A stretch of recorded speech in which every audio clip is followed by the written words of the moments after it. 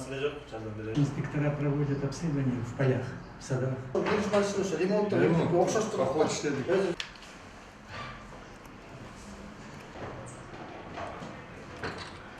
Он приходит сюда, подает заявку, пишет заявку. Что, готовы? Первые дни у нас инспектора стояли, спали. Точоктун нема? С Курской области. У нас Эми ким албыраш чыгат бул жерде? Нарын езі Рус.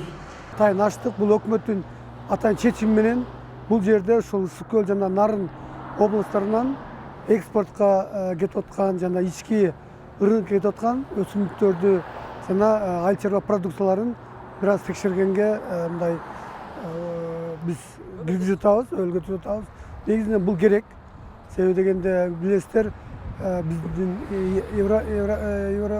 Евразиялык экономика биримдикке киргенден кийин, мисалы биз бир топ сындарга кабыл атабыз. Бизге Казакстандан бир топ сындар келип атат.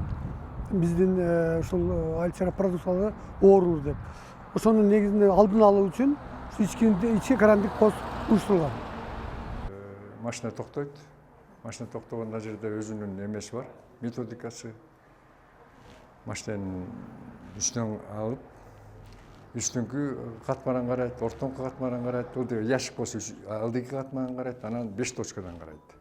Ал жөнүнө карабайт, ал ошол эки мындай сомнительный абрикос, азыр абрикосот ошолорду алып келет да, образцасы алып. Анан ошо сомнительный алып келгенде биз карайбыз визуальный.